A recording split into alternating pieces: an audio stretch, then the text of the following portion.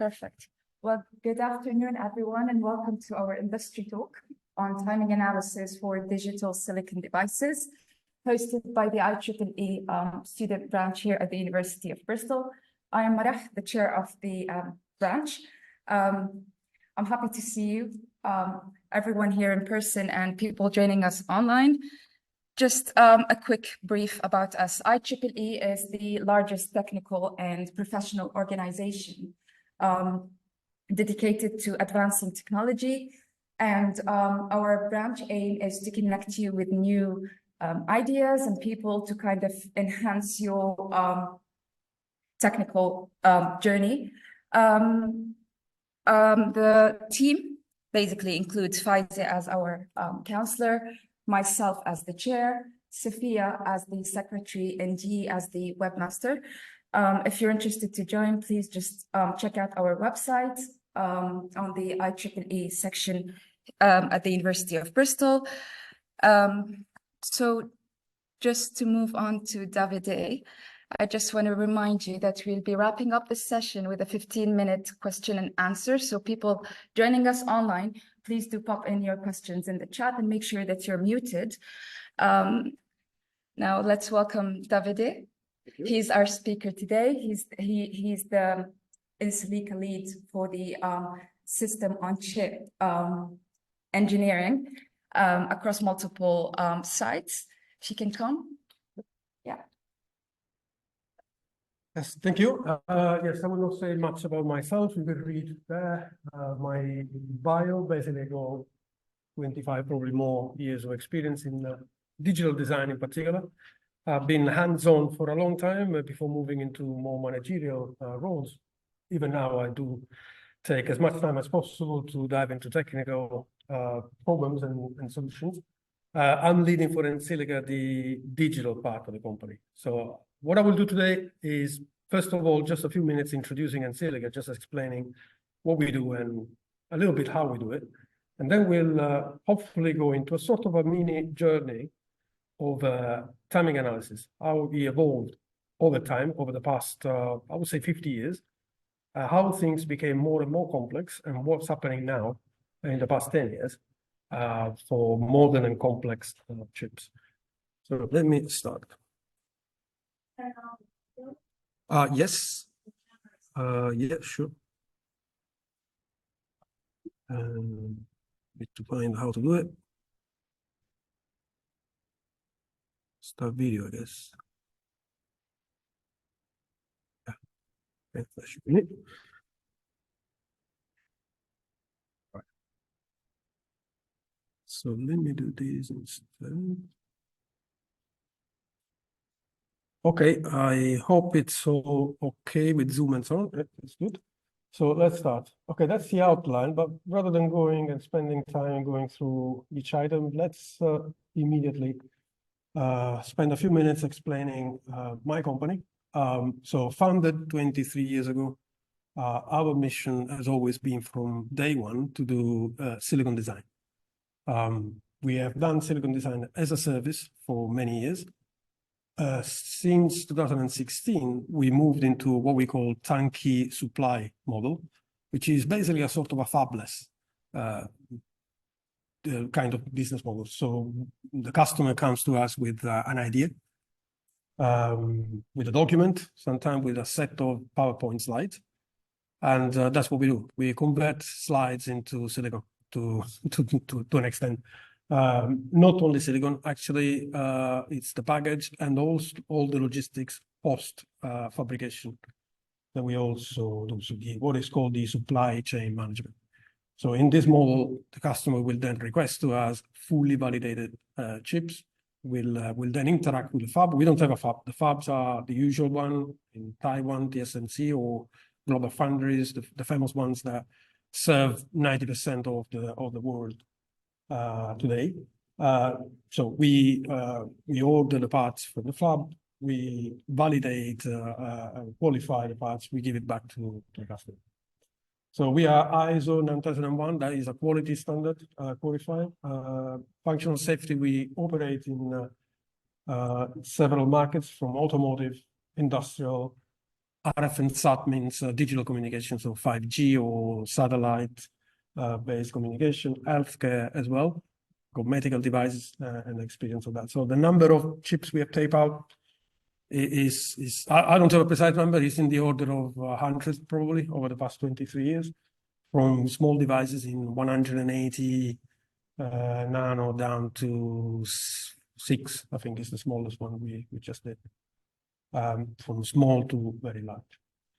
And this is the last one, basically telling you the full silicon service. So it starts from system level architecture, which is really definition of requirements of a chip. So documentation at that point, with a lot of analysis behind, of course, for performance and features, down to all the steps. So that you will need microarchitecture, silicon design, functional verification, DFT, and then implementation and so on. We don't just do digital, we also have our analog team. So our capability probably cover the vast majority of application types with a combination of different process nodes and related skills, analog and digital. I believe I presented these slides last time when we did a similar DFT session a year ago. This is an attempt to explain the overall flow by blocks. So usually everything starts from, let's say, marketing. It might be the customer for our case, but in general, there is a marketing organization that comes up with a concept, with an idea, and he creates what is called MRD, Marketing Requirements Document. It's a long bullet listed document focusing on the what without saying much about the how the idea will have to be realized. The second step is system architecture. So these ideas are very high level. And before we move into creating silicon, we need to do some extra analysis. So system architecture is looking at the overall idea as a system, doing the partitioning. Not everything will have to be done in silicon hardware. Some ideas would be in software. So this is called hardware-software partitioning. We detail the use cases. And we start now moving into the silicon chip, and silicon is done as an assembly of different large blocks. And the most important ones are not designed again and again. They are procured from third parties. So we need to, at this stage here, nail down the major external blocks, which are called in silicon design IPs. For some reason, IP is intellectual property, but we really use this term to indicate hardware of silicon blocks. Then we set the performance targets. We have to do CPU benchmarking to make sure that the CPU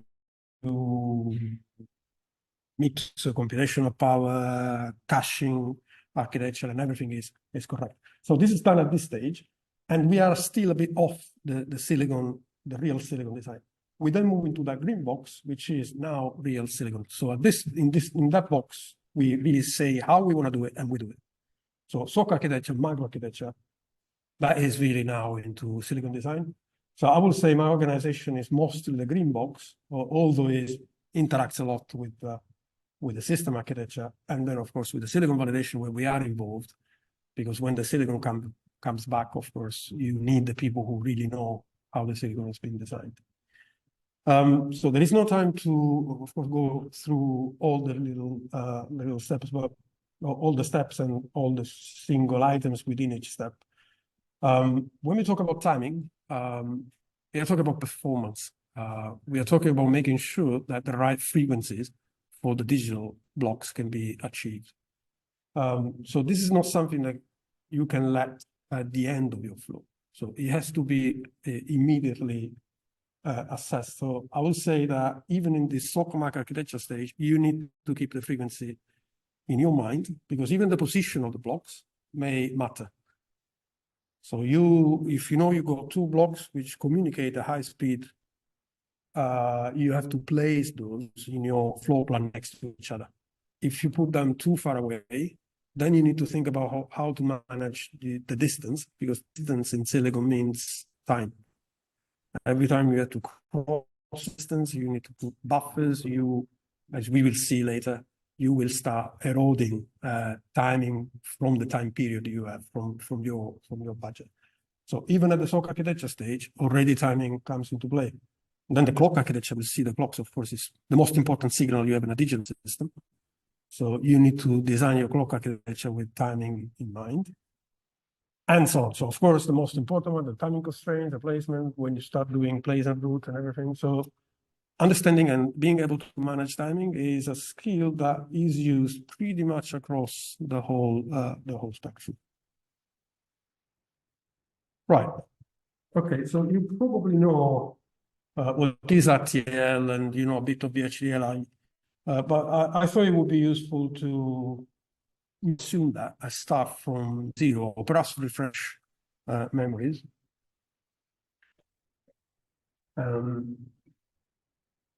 So RTL, this is a methodology that is used to design digital circuits.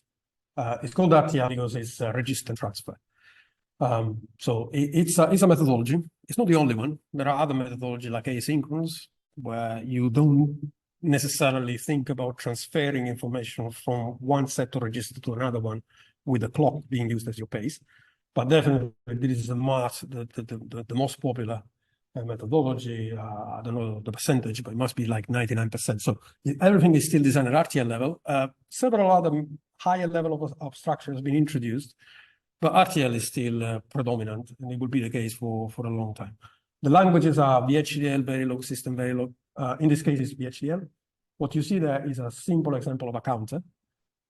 So if we look at what the RTL is saying here, is telling us that when the signal load is 1, the output becomes the data.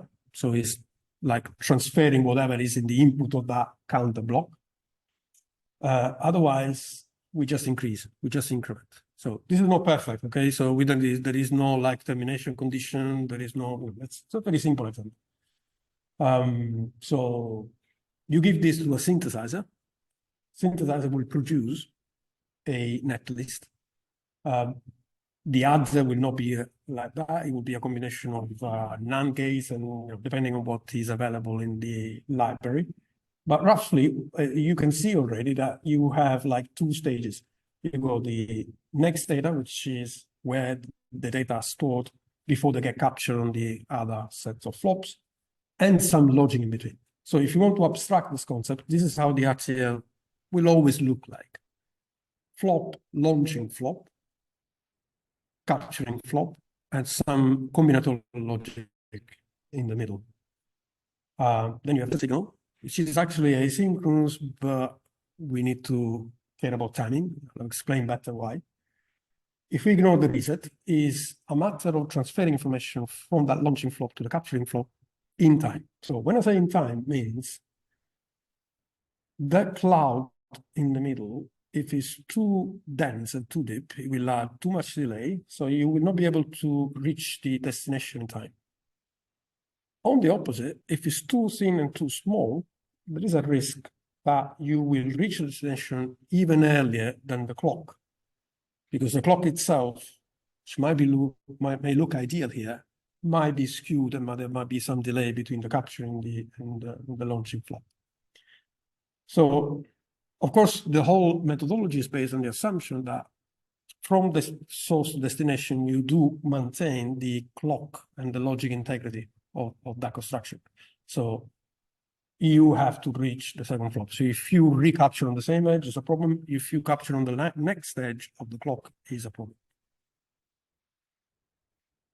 In addition to this, of the logical problem of skipping an edge, you also have to maintain the flop setup and hold time. And this is what you may have heard already in the context of timing analysis. You may have set up and hold. So when you reach the D input of the flop, you need to have you need to reach that input early enough, so outside the setup window, and not at the end of the hold window. So there is also a window across the edge of the clock, which will have to be maintained. So these are the most important timing metrics that must be met: the setup time and the hold time. So to set up and hold are not the only metrics, but definitely are the most important. So how do we do this? Well, in theory, we are talking about digital, but after all, everything is analog, right? So the cells, the flops, they are made of transistors. So we could ignore any digital consideration, and we could remember that this is analog after all, and just run a circuit simulation. We inject inputs, which have a slope and so on, and we make sure that everything is correctly executed within the right time budget. And this is possible, but it's definitely something like you can only do on very, very small design. So the other technique is called digital simulation. So if you go back here, in theory, you can exercise your digital circuits with a simulator and have inputs on the launching flops, have those inputs changing as well. It's not just one flop, is in this case a set of flops, so you have to randomize the inputs. And then you have clocks, and then you make sure that the transfer of data is correct. Of course, you need to model the flops with some timing. So each, the flop and every cell will have to be modeled with a timing. So you could do that. And it's actually done. However, it's called dynamic timing analysis, DTA. It is done, and it's definitely much faster than the analog simulation, because now you are taking benefit of the digital models, but still it's very slow, and also it relies on the exhaustivity of the inputs. So if there is a path, so this is a very simple design, but think about something much more complicated. The path that you don't exercise are unchecked. So you may then find a simulation, a violation later on the silicon.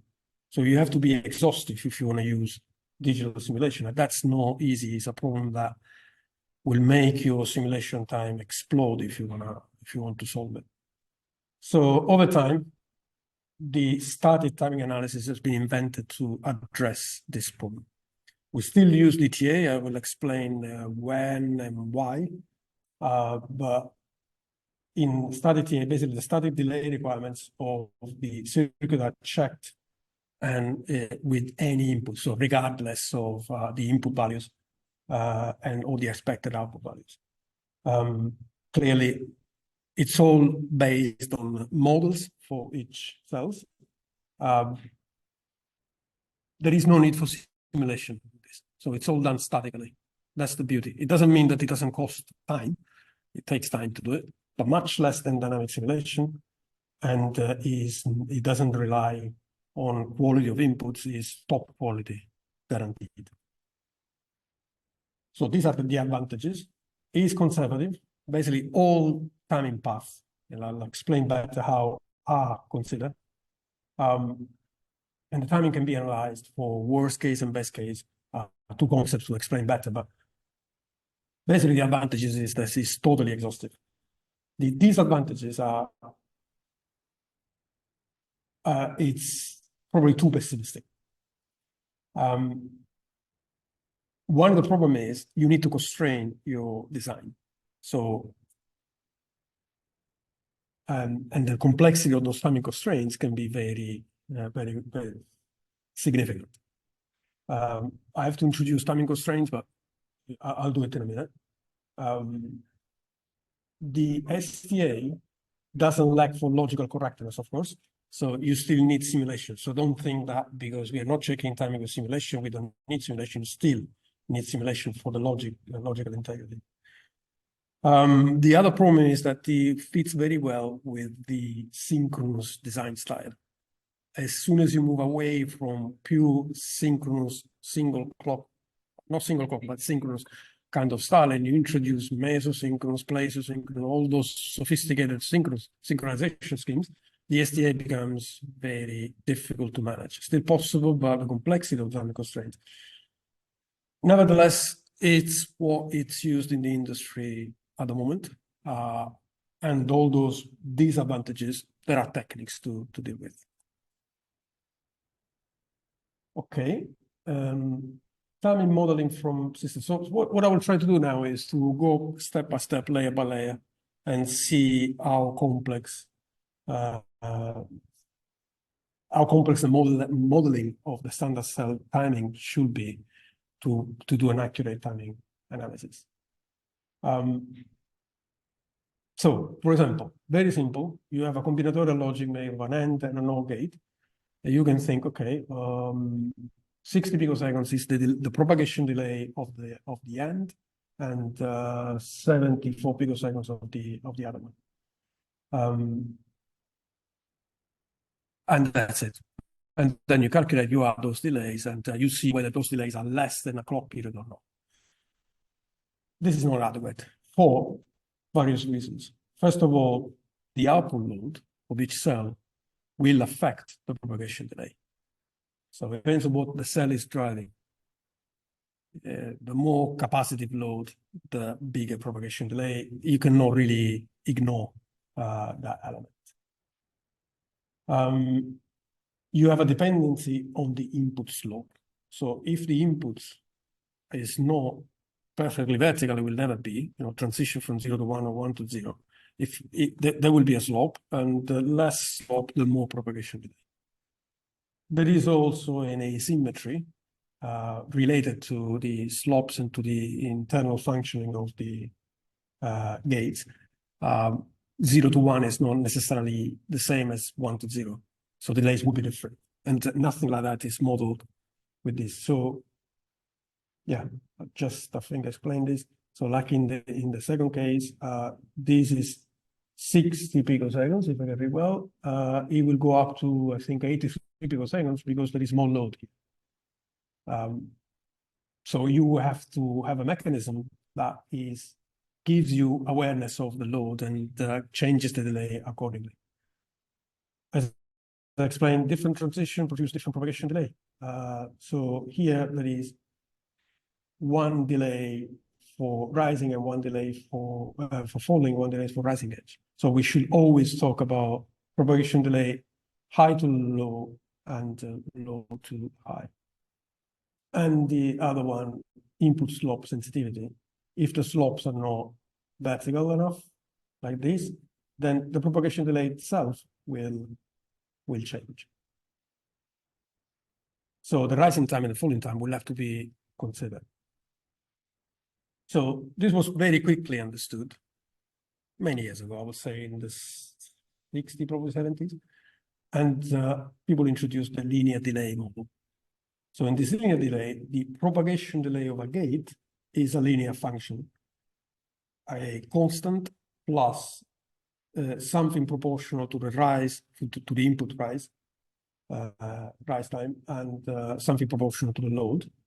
That for the high to low propagation, and the opposite for, so this is referring to an inverter, just to give you an idea. So it's a linear model, because you have in the equation falling and rising time. Of course, you also need falling and rising time models. So you have something similar. So the falling time will also be a linear relationship with the rise time at the input and the load at the output. So basically, if you count everything, there will be 12 constants to obtain through some analog simulation. So every single cell with this linear model will be characterized by 12 values, parameters,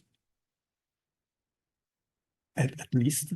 Problem is, it's not very accurate. Why?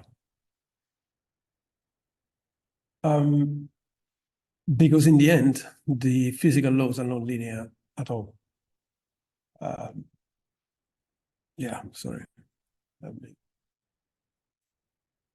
The thing is it's very difficult in general. Sorry, that's something else. Yeah. I would say this is because the behavior of the transistor changes when they move from the off region to the linear region to the saturation region. It's not linear. And the laws is quite complicated to express.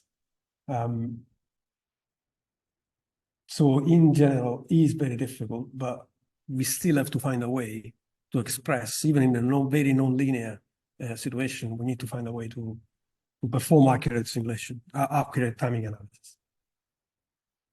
So starting, I think I got a slide saying exactly when things were introduced, but after a while, in more modern technology, the non-linear delay model was introduced. And people quickly understood that, yeah, linear model doesn't work. A non-linear expression is also very difficult and computationally expensive to express as a formula. So the only solution here is we go with lookup tables. So we go back a step and say, okay, the propagation delay, we feel confident they do depend on those two parameters. We just don't know which function. So let's say it's F1, F2, G1, G2. So there are 4 functions we don't know. What we can do, we can characterize the models one by one, and we can then, for each combination of rise time and load, we'll have a point for propagation delay, high to low, and so on. So we will basically create a large table with many points, and all the points which are not characterization points, then they will be linearly interpolated with the existing points. So that's the idea. And that's exactly how timing analysis today work. So there is a large library released by the fab. So the foundry, spends and invests a lot of effort into characterizing per technology the cells and providing those large lookup tables. If you think more, it's not as simple as it may look, because yeah, not necessarily each input of a 2 AND gate will have the same propagation delay. You may have propagation different from the A and another one for the B. So you have to consider that, and that will add more rows and columns in your lookup table. I think I made some calculation there. In total, we require 8 lookup tables for propagation and rising folding times. But that's for an AND gate. Then if you go into an XOR gate, then it's different, because it depends on the output will switch sensitively to which combination of inputs. So you go several situations there, and if you make some calculation, then it's not difficult to understand that you need 16 lookup tables and so on. So quickly the number of lookup tables goes up quite dramatically. It is not exactly okay. The non-linear delay model is what is used today. There are more advanced delay models, more sophisticated, based on composite current sources. One of the latest ones. There is an advanced version of it. It's not much different from it's still based on lookup tables. So that's really what we have to understand so far. So it's still based on several multidimensional lookup tables per each cell. So you have hundreds or thousands of cells. Each one is characterized in the way I described. This is what happened basically to the industry. Yes, 88 is when the linear CMOS model was introduced. Not much long, 4 years. Then we moved into non-linear NLRTM and so on. I will move and explain what happened in 2014, which is a bit of a revolution in timing analysis. And it's what must be used today for sub 12 nanometer. Over 12 nanometer, I believe we can still rely on the old timing models. So you may have heard Liberty models. So this is what is the lib file that is released by the fab with all those large, the huge files with all those lookup tables per standard cell. I'm talking about standard cells. Of course, you got macros as well, like memories. It's similar concept, more or less. Now, I'd like to just see how the whole thing works.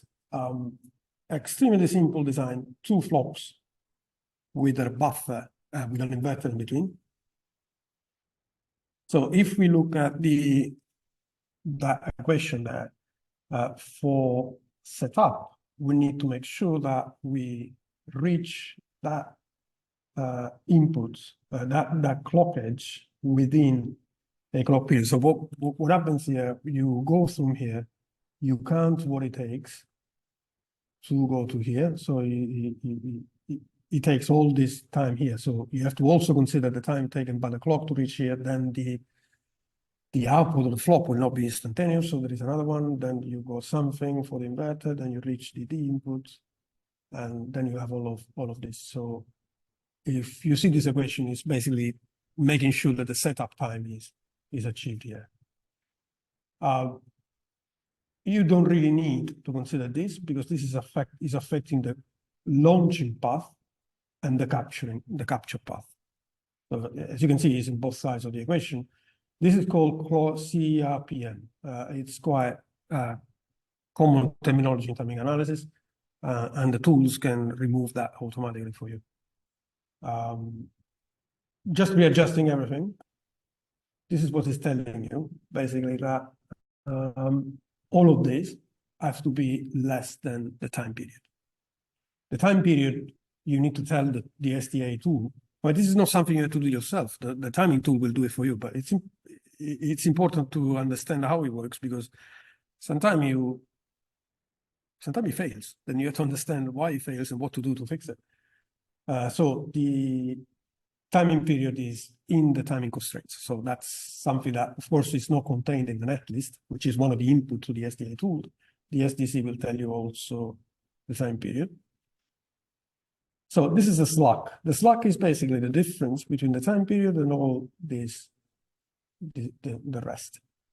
You may see here this clock skew. The clock skew is the difference between the time to go to the clock input of the capture clock and clock input of the setup of the launch flop. That clock skew, sometimes it's a problem. Sometimes it could be a solution because you could use it at your advantage to fix some violation to recover some time. Of course, you may fix it up and destroy hold. Talking about hold, the hold is a different thing because now we are checking that when we launch the data here, we don't capture the result on the same edge. So that's the risk. So if you think about this as a big delay, for example, then this will happen because you rising edge here, it will take time until you go here. So you will capture the same data. So you are what is called shoot through. So you are shooting through the data through a chain of flops. So instead of having clock and then transferring, there's no register transfer anymore. That is called hold violation. To avoid a hold violation, that's the equation. So it's again, you go here for the capturing clock and you need to make sure that is greater than the time it takes for the same edge to capture the data. So same story, readjust everything. That is the slack. As you can see, you also have the skew here, and it's now clear that the skew plays two different roles here because you got minus here, so it's plus in the end. So more skew fix it up, but destroy hold. So you have to be careful. If you've got a hold margin, perhaps you can play with it. But of course, you then affect the next chain. So in reality, so when we say positive slack, we mean we have a margin at that. When we say negative slack, we have a violation and it must be fixed. Yeah, the clock skew, as I say, can create violation. In some case, we can use what is called opportunistic skew technique to regain something. By default, we shouldn't do this. So we should always aim for ideal clock distribution. So when we lay out the clock tree, we should try to make it ideal. Ideal, of course, is not possible. There would be some skew, and the skew will be budgeted to calculate the setup and hold. In some particular case, we could use the opportunity skew when we are lost and there is nothing else to do. Then we use that to recover some timing slack. That's probably the most important slide, I would say. So this is saying a lot about setup and hold. Then the rest is more how things are built and how things are analyzed by the timing engine. Because of course, in this situation here, there is only one timing path. From the flop to the other, from launch to capture is only one path. in general, you can have thousands of different paths. So how does the timing engine calculate what is the worst path? Because that's what matters, is the worst path, worst either for setup or for hold. What he creates is a graph, basically.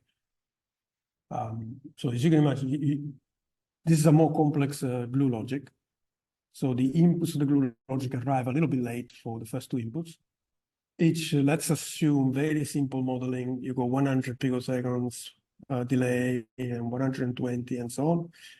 The other one is the required timing. So is a constraint. So we are requesting the outputs to arrive 500 picoseconds before the next clock edge. So what you see inputs and outputs are our timing constraint, and in the middle you got the delays. So this is analyzed by the tool by creating that graph. It's a pure topological analysis. So there is no consideration of logic function. The tool doesn't care if it's an AND or an OR. It doesn't know. It's too complex to even taking the logic into account. So the first thing it does is translate the logic network into that graph. And yes, the graph, the node is the circuit node. So like this, for example, this becomes one of the nodes.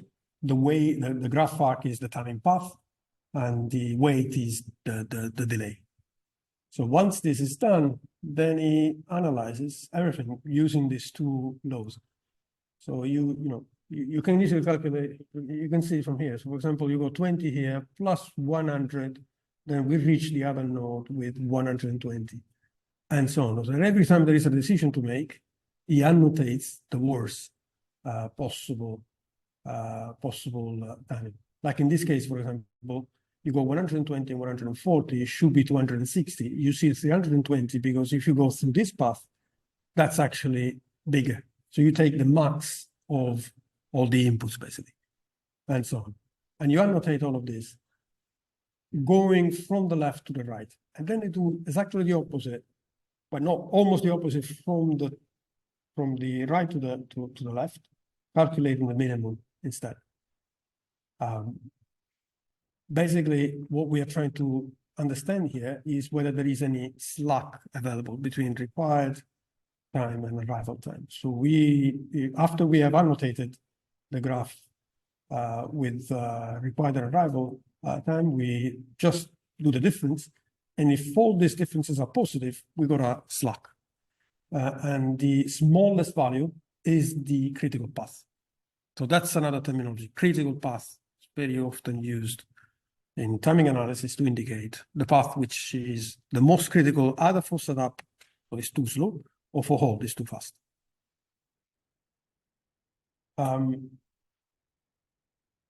Yes, so this is all done statically again. So we haven't run any simulation. It's you give the netlist, you give input constraints, the tool will tell you, okay, there is a violation here. In this case, no, but you could have said that there is a violation. There is a problem. There is a limitation of the problem here. And the problem is, so let's look at this circuit here. There are situations here which are just not possible. So we have a selector. If the selector is 0, then we'll select this path here. This will go to logic value 1, so we'll select this path. So this path is not really possible, and the opposite for the other one. So there are paths which are just not valid because they are logically impossible, but the tool doesn't know. So the tool will calculate the graph. So as we see before, you will calculate the critical path, and that's he thinks that the critical path is this, but if you look logically, that is not valid. So this is called false path in timing analysis. And I confess this is a problem, and that there is no magic solution to that problem. So what we do is the following. So first of all, just to give a better definition, false path is a timing path that is never activated, or perhaps it is activated by the logic propagation, but has no final effect on the rest of the circuit. So we don't care anyway. Yeah, there are paths, for example, you may have like configuration registers, which you know are static. So you write it, and perhaps they may trigger a real violation, but you don't care about the output because it's not used until very late in the design. So it's another sort of a false path. It is a primary limitation of static timing analysis. With dynamic timing analysis, of course, you will be immune by this problem because you apply the inputs and you will never stimulate that path. So you will not waste time in trying to fix a path which is just not valid logically. So how do we do this? As I said, there is no magic solution. So the first thing you do, the digital designer who knows the design, because you also have to know the logic of your design. The front-end designer, so the RTL designer will give a first list of macroscopic false paths, things which are very easy to list because they are evident. The implementation engineer will use those false paths. They will try to limit the optimization that the tool will do. Of course, something may fail. So he will give a list of, let's say, resistant false paths back to the RTL designer. And here a conversation will start. We'll list all those violating paths and we'll try to understand whether they are real or not. Yeah, that's the way it's done. So it's no magic. It is a problem because it's not difficult to have a false path. So you mark as false something which in reality is real. Of course, when you tell the tool that is false, it doesn't do any check. So that path is totally unconstrained. And if you made a mistake, then you'll have a silicon bug, basically. Your chip will not work. So this is one of the reasons why sometimes we also couple STA with DTA. Because if we have wrongly specified a false path, then the dynamic TA will tell us, because that path actually will get stimulated, may get stimulated, fingers crossed, and the simulation will fail, and that will trigger an analysis, and we realize that our timing constraints are wrong. So there is a false path. It's not a perfect solution because, again, you cannot be exhaustive in dynamic TA, so it's still a problem. It's manual and peer review, what we recommend. So in complex chip, we have a hierarchical approach to timing constraints. So every designer designing a block will evolve timing constraints and will group them together. We review them continuously.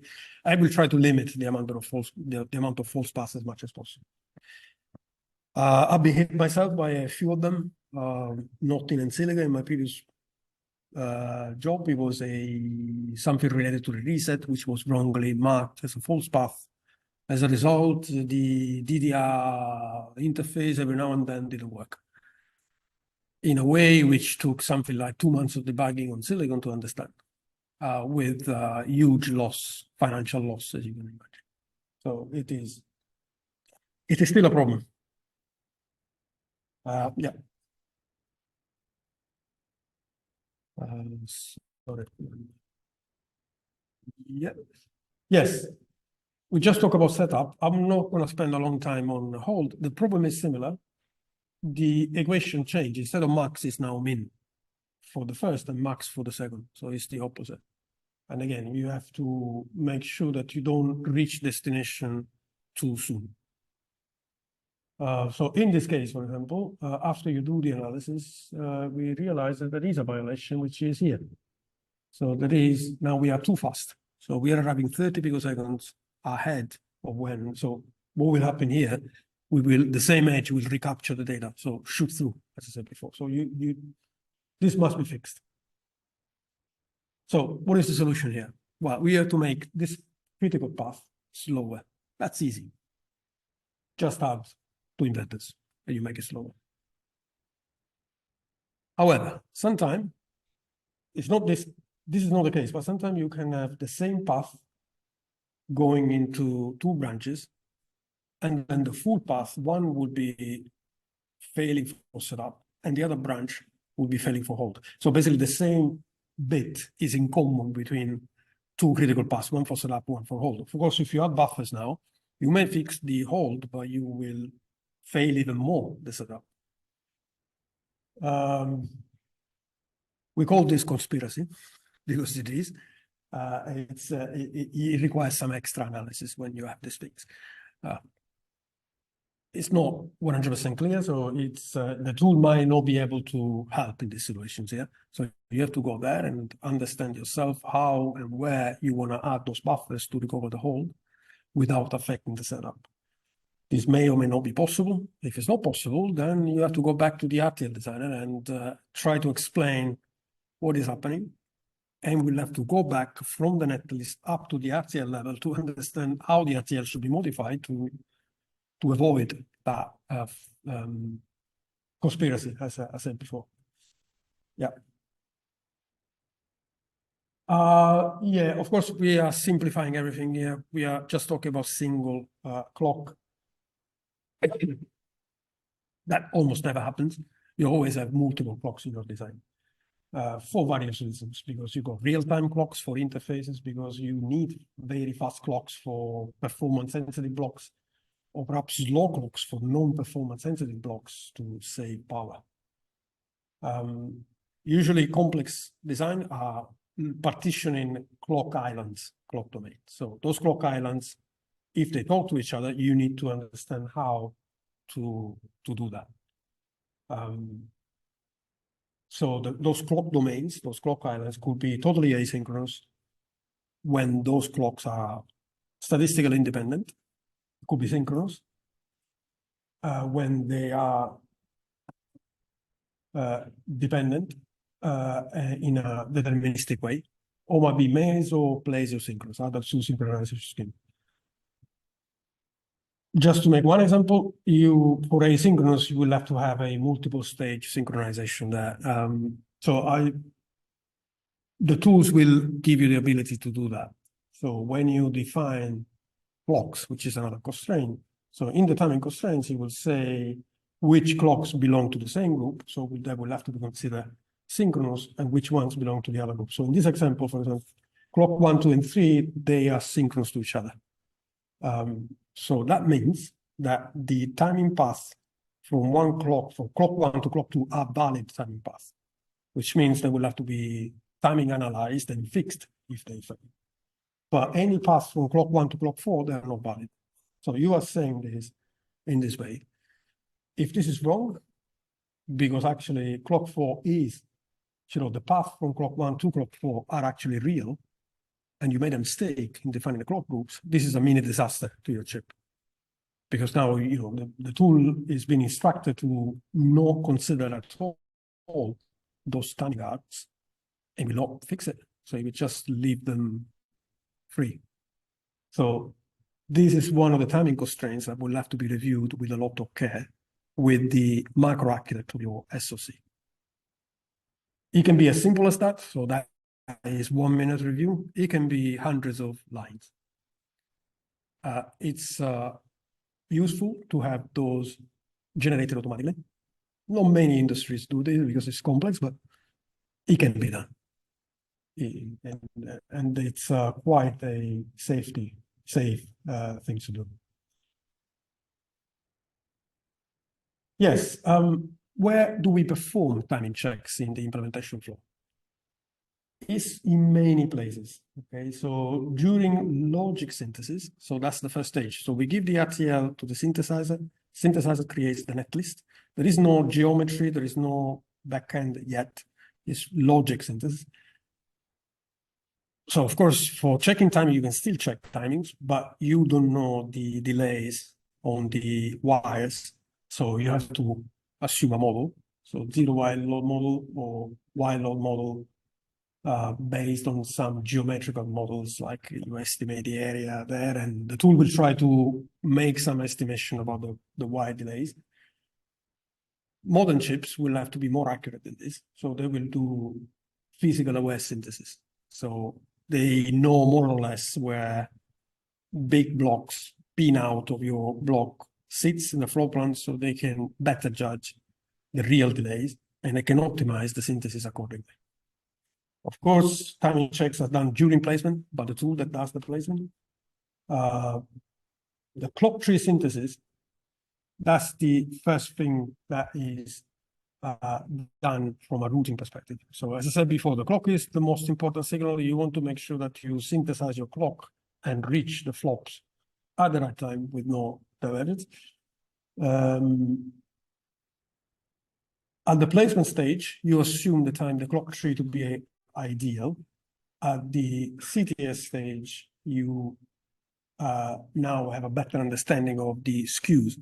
So your setup and hold will be checked better. Then you go to signal routing. That is now where we will have a very good understanding of timing, because all the routing is done. So we'll have wide delay, of course, the self delays, and we'll assess timing better. And then we go what is called sign-off timing analysis. So all those first steps are really implementation. The last step is what is called sign-off timing analysis, because now we are asking the tool to extract all the RC network for all the routing. It does that with a very sophisticated algorithms, very accurate. And all this information go into a specific tool that only checks timing. Everything that is done before is done, I would say, with a lot of approximation for various reasons. You cannot tape out, you cannot finish your design until you do what is called sign-off timing analysis. So there are specific tools for the usual EDA vendors offer those solutions for checking timing with the right level of pessimism, let's say. Yeah, I'll probably skip this. Just one thing. I mean, there are other important metrics. We are just focusing on setup and hold, but this situation is a bit more complex than that. One thing interesting is, of course, I mean, if you remember, the cells are modeled with a dependency. We look up tables depending on the load and the slope of the inputs, but there must be a limit. So you have to establish a range of slopes and a range of loads or capacity loads. So what happens if you go outside the capacitive load range? You will not find a point in your lookup table. So one thing you have to do is to establish a max cap and a max trans check. So this is really called this way, max trans, max cap. So when you analyze your timing, you make sure that your max cap limit is never overtaken. So you are within the characterization range of your library. And the same for trans. Otherwise, you don't know where you are, because you don't have of course, the tool will use the max value, but the max value is not representative because you have gone outside the characterization range.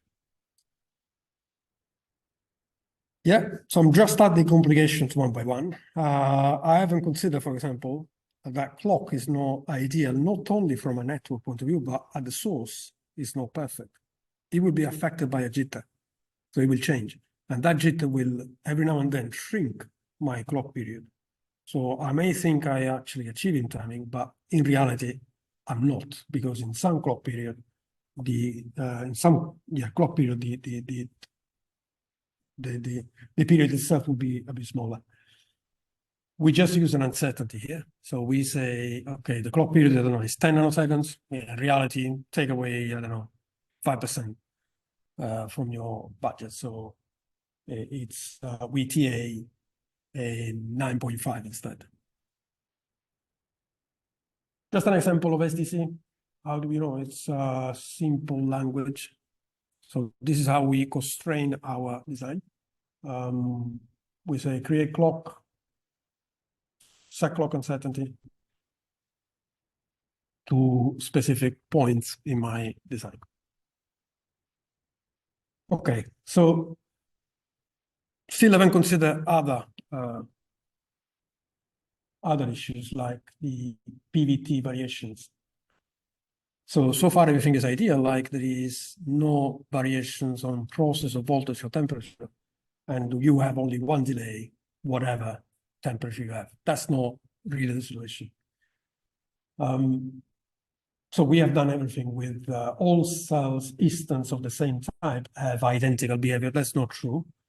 For 3 reasons, and it's PVT. So the process parameters will vary depending, and sometimes even on the same chip, but let's ignore that for a second. The voltage also will vary, and the temperature will vary. So why? The process will vary because of impurity concentration densities will be different, because photolithographic resolution. So there are many real, physical reasons why a gate on one die, silicon die, will be different from another silicon die. These will affect propagation delays, of course. Voltage. The supply voltage will also vary. The delay of a cell, of course, depends on the power supply. That's because the saturation current of a cell depends on the power supply. So, and then the variation will create variation to the propagation delay. Temperature is the interesting one. So you have two reasons why temperature will affect propagation delay. And of course, one silicon die might be working, at 0 degrees, and the other one is, on a roof of a building, exposed to very high temperature, and will have to work at a much higher temperature. There are two reasons. One is the mobility of the charge carrier, which decreases with the increase of temperature. And the other one is the threshold. The voltage threshold, the threshold voltage of a transistor also depends on the temperature. And higher the temperature will decrease the threshold voltage, and the lower threshold voltage means higher current, which means less delay. So basically, those two elements are in opposition. When you go at 65 nanometer, the mobility effect takes priority over the threshold dependency. So this is a first complication that was introduced over 65 nanometer. So we were able to say, okay, we can identify a best case, a worst case, and a typical case corner. So in reality, we don't need to run every single combination of PVT. We can only do worst case analysis and best case analysis. Yes, so basically for large geometry, we will check hold in fast corners, because hold is when we are fast, and we will check setup in the slow corner, which is when things are very slow. But unfortunately, the situation sub 65 is very different now, because you don't know where the fast corner really is. For several reasons. One is the dependency on temperature. Not only, there are variations which affect NMOS and PMOS differently. You got the asymmetry, and also the variations on the R and C, which might be ignored at large geometry. Now they are taking priority, even priority over the cell delay. So the RC delay on the wire is as much, if not more, than the cell delay. And the variations will also have to be considered. So for the dependency on temperature, that's the saturation current formula. You will see that the dependency on temperature is on the mobility and on the threshold. And basically, mobility, higher temperature usually means lower mu, which is lower drain current. Higher temperature means lower VT, which means higher ID. So basically, the two are in contradiction. Now, the thing is, when you are in large geometry, the voltage is also very high. So this difference here, so whatever, even if the VT changes over temperature, because it's small with respect to VGS, this will not be felt here. So this will take priority. When you go down below around 45 or below, then you go down, it becomes 0.8. Now you cannot ignore this element anymore, because it's now similar to the VGS. It makes itself felt.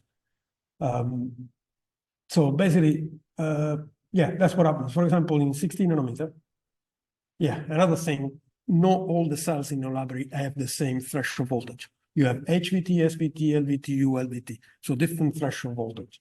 And you can see here that when you are in HVT, at 0 degree, you have this, and at 125 degrees, it becomes faster and not slower, and so on. So this effect is called temperature inversion, which wasn't a problem before. Now it's not something you can ignore.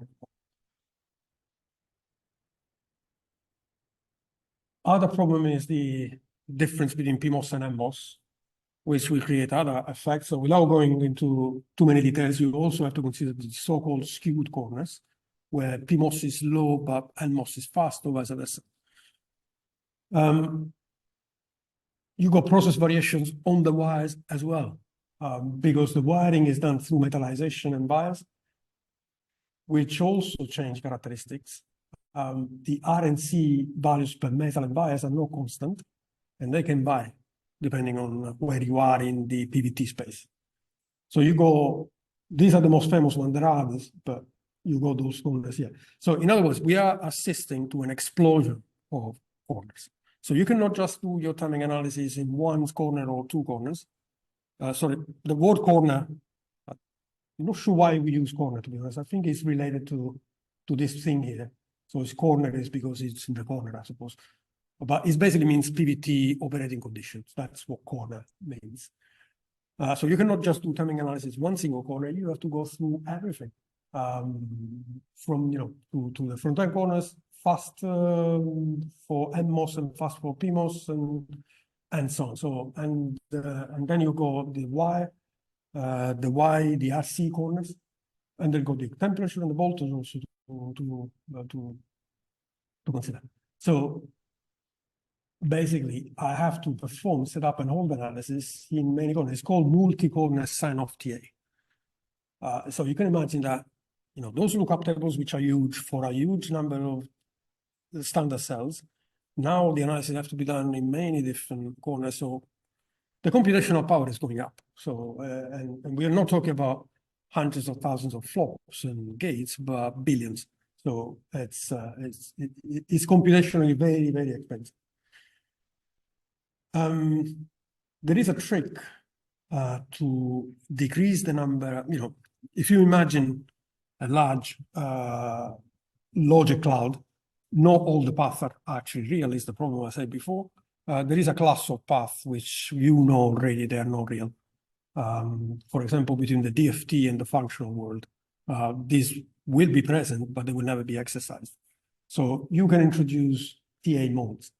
TA modes is like you have a functional, which is functional only, and then a scan shift mode where the chip becomes scan shift and so on. So that is, you can now run more TA runs, but each run would be easier because managing a simplified netlist from constraint point of view. But still, now you have explosion of TA modes and TA corners. So it's really in the order of hundreds now. So you have hundreds of different TA to runs. So this is a statement from Mentor Graphics, which is Siemens now. Multi-corner, multi-mode. So MCMM is the ability of a design tool to optimize for all design metrics across all modes and corners concurrently. These are very expensive tools, but it's what we, not just this. I mean, in all, let's say, the law geometry, because of the computational effort, because of the sophistication of the algorithms, there is many years to develop these tools, and the development and the research never stops. They have to continuously improve all the time. And they have to run within reasonable time. So you really want to have a timing analysis done, ideally overnight. You don't want to wait 1 week to discover you have a violation. Okay, we have talked about local variations. So what I've mentioned before is global variations. So this is between two dies within the same wafer or between different wafers. So we have said how we proceed. Basically, we'll have different library files, one per corner, with each corner being PVT plus RC. And per library, you have different propagation delays, and you do the analysis on that library file, then on the other one, then on the other one. Those tools will allow you to do concurrent analysis. and so on. Is that all? No, because even within the same silicon die, you can have variations. These are called on-chip variations. And this is something that has been a later discovery. Not so late, but it wasn't needed until, I believe, 65 nanometer. So the difference really is that while the global variations are systematic, let's say deterministic, the local variations are non-systematic, they are random. So they are more difficult to deal with. And there are techniques. So I will go through those three techniques quickly. The reason why we have those local variations, okay, the process fluctuations of dopant and so on, then it's not fully uniform, particularly around, on big silicon chips. The voltage as well, that is not exactly the same because an area of the silicon might be affected by a higher drop because that logic is sucking more current, so the voltage will go down a bit, so the propagation delay will increase. And that, the silicon die will be then affected by different propagation delays. The temperature as well, that goes with the power dissipation. So if you have an area of the chip which is dissipating a lot of current, the temperature of that part will go up and will be warmer than another one. The propagation delays will also be different. So how do we do this? The very simple proposal, without no much creativity, I must say, was I will use a derate factor. So we'll add pessimism. I will say, okay, for setup, we'll increase the delay of the data path cells and the launch clock cells by X%. We'll make everything slower, so we are safe. And for hold, we'll do an analysis with the assumption that everything is faster by Y%. It's a very simple and very conservative approach, but it's fully safe. It's too safe. I mean, it's too pessimistic. So, of course, I mean, the modern technologies are very expensive to produce. I mean, a set of masks in 12 nanometer is $2.8 million.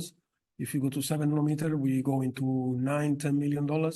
You want to get the best out of the huge amount of money you have to invest, and you want to have the highest possible performance. But if your TA tells you that you need to add a lot of pessimism, then you want that. Do you really need that pessimism? And in reality, you don't. We started seeing from 65 below, 40 nanometer already, there was a big difference between your Fmax that you can achieve in TA and what you then see on silicon. So the silicon was much faster than your timing analysis. Of course, you cannot use that chip at a higher frequency because you have no engineering data to do that reliably in mass production. But the question remains, what do you do? Are we really doing the right thing? The reason is, in reality, it does never happen for a long path that all those cells in the path will all be slow all at the same time. It's statistically very unlikely. You can see the difference here is a path delay. So the nominal is here, the green, and it's a chain of inverters. If you go for pessimistic view, you go here after, 6 stages, it's already 144. But if you do the opposite assumption, there is a big delta, that's what I'm saying. Now, the question is, does it really happen that all the inverters in a chain, they are all slow? Well, no, really. So they introduce advanced OCV, which you now take into account the cell path depth and the physical distance as two parameters to sort of decrease and control the pessimism. Also, the cell type, you cannot just put a blank X% derate on everything. So it also depends on the cell type and the driving strength. So basically, it was advanced OCV or stage-based OCV more often, because you got this stage approach. So this is an example by distances by depth of a N2 gate. So as you can see, when you increase the distance, the propagation delay goes up because a systematic OCV, let's say, will go up. because it's more likely, I suppose, and more likely that there will be a difference there. But when the path is deeper, as you can see here, that will go down instead. So you got a 2D matrix here. So the tool has to have now more intelligence to understand what is the path. So you have to calculate the depth, and then only after that, pick up the right number from the lookup table. Even this is not sufficient.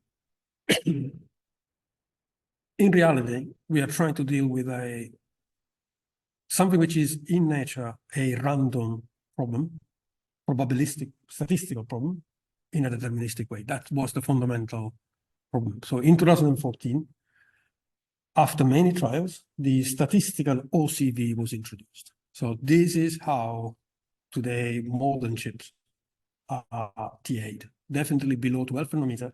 We don't now use these 2D tables, what we think statistically. So basically we say, okay, this is a delay, this is a buffer. What is the probability that that delay will deviate from the nominal central point?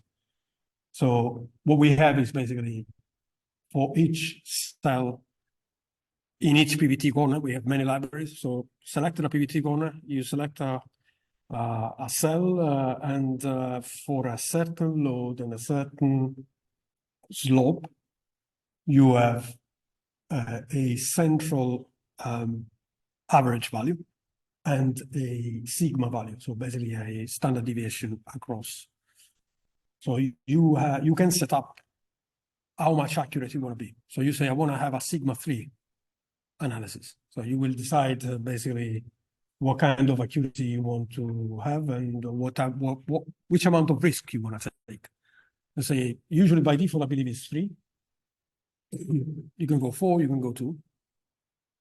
Don't go 1, don't go 5, because the higher you go, you more pessimism introduced, and the less than performance you get. So this is what is used today. Basically, the parametric OCV uses the nominal delay instead of the min and max value of delay, and then the timing analysis uses the nominal delay and the delay variation. So it takes the sigma from the timing library and then calculates and combines probabilistically all the propagation, all the standard deviations of all the cells in the path. Yeah.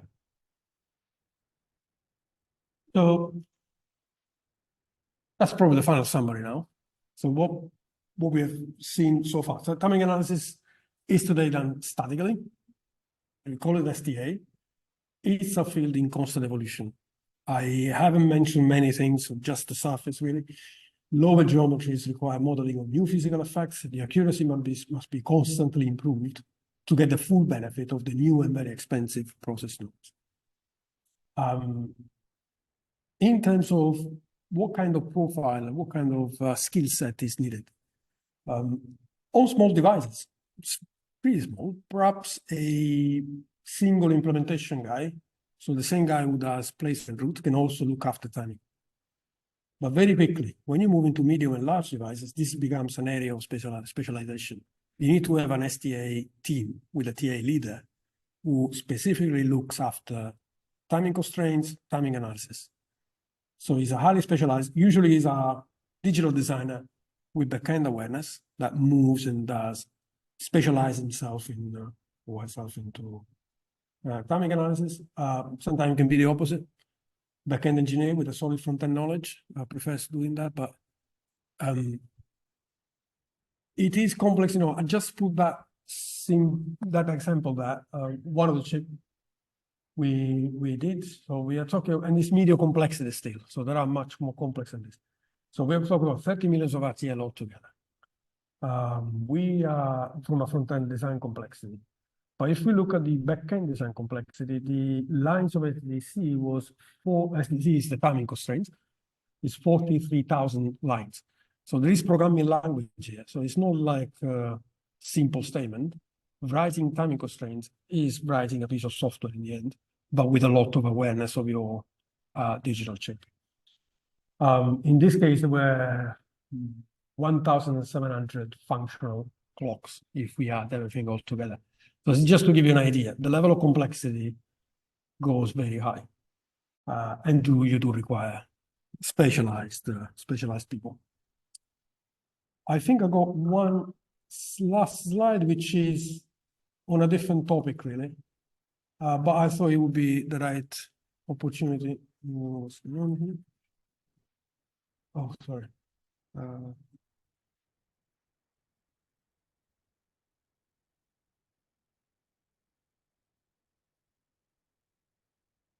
Okay. It's a non-technical slide, but I thought it would be interesting. Semiconductor job market situation here. Again, this is nothing to do with STA, okay? So before we move into the Q&A, which I hope we got a few minutes, the semiconductor job market situation, it is very clear that we got a labor shortage worldwide. So this is just from 3 tabloids newspapers and so on, specialized, and not only from US, but the situation is the same in Europe and all over the world, and in China as well. So basically, the demand of silicon chips is of silicon chip experts is much higher than the offer. So you are in the right place if you ever wondered that. So from that point of view, it's yeah, demand and offer, when they are unbalanced, the consequence is salaries goes up. That's quite normal. In US, the salaries have reached crazy numbers.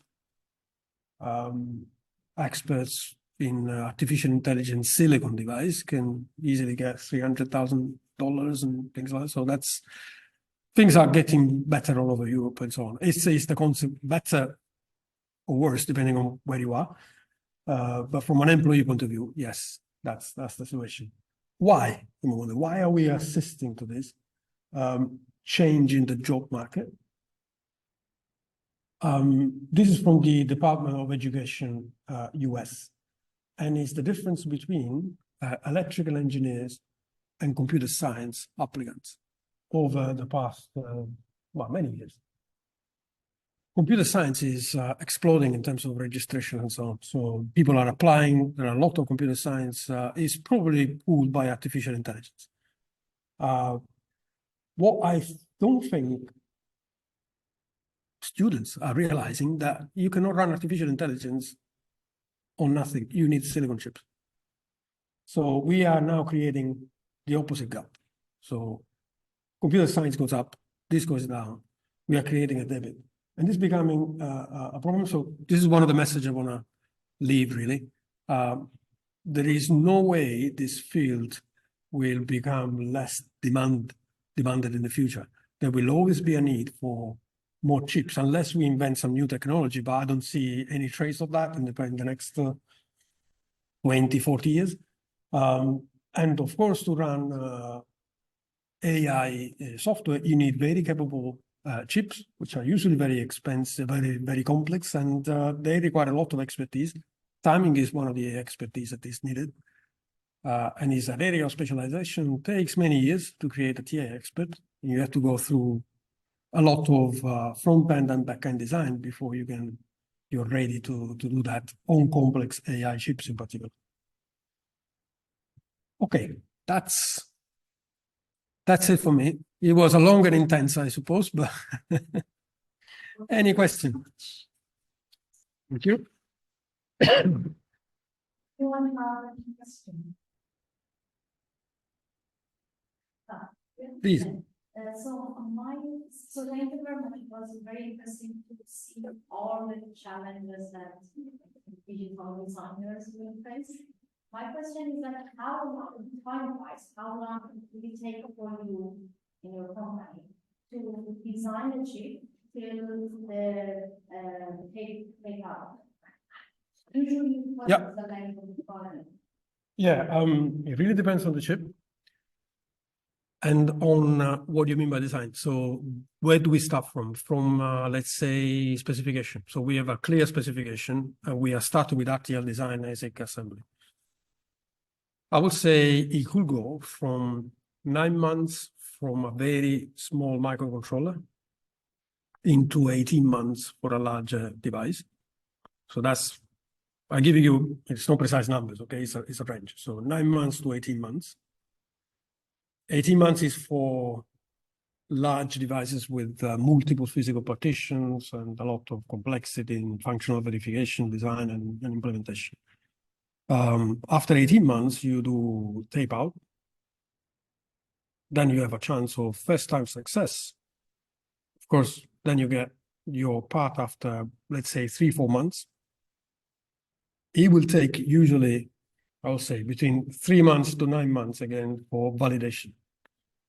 After that, you know whether you have a fully functioning part or if you have to go into a respin. That respin, it will not take the same amount of time on the first chip. It will be shorter, but you have to budget for another 6 months. Then you go the second tape out, and then another validation after that. I have a slide on this actually. If I knew, I would have put it in there. But so you have to consider all of this. So basically, worst case, 18 months. Plus 4 for manufacturing, for silicon manufacturing. So it's 22 months. Then you do, let's say, 6 months of validation, 28 months. Then at that point, you might be ready for mass production, fingers crossed. If not, you need to go into a respin. Much did I say, 22, I think, 22 plus 28. Then you need to add another, let's say, 6 months for the second respin. 34, then another 3 months for the second validation. So yeah, talk about 3-4 years in the worst case.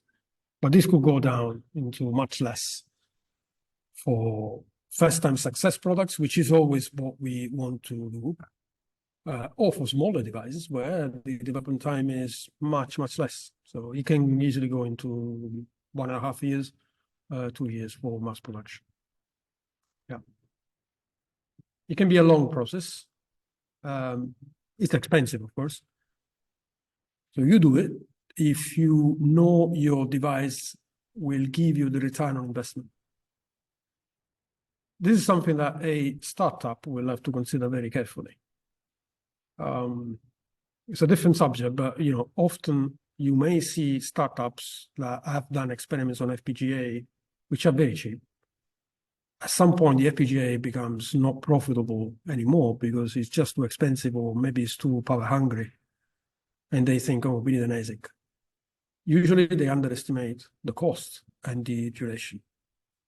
And you need to do that analysis. You have to compare cost, duration with the marketing opportunity and the return you will get. This is not difficult that you will become not even break even after a year. So you need to do that projection. And if it's worth, then it can be a very remunerative investment. But if it's not, you can go in loss by several millions pretty easily. So, yeah. You also mentioned about, the importance of using SoC tools. What are, can you give a few examples of the SoC tools that you're using? Yeah, the very popular one, Synopsys Primetime, or we got the Cadence Tempus. We use both. That's probably the most, the one we use for sign-off. Yeah. So we have a couple of questions, but I'll ask and then unmute yourself. Yes. Hello. I'm Elvira from Newcastle University. First of all, thank you for your insightful and detailed talk. I've got 3 questions. My first question is that, you talked about timing checks in implementation flow and the factors that would impact the propagation delay. So my first question is, what is the common reason for failure that leads to timing malfunction in implementation flow? I think the hold will have to be fixed.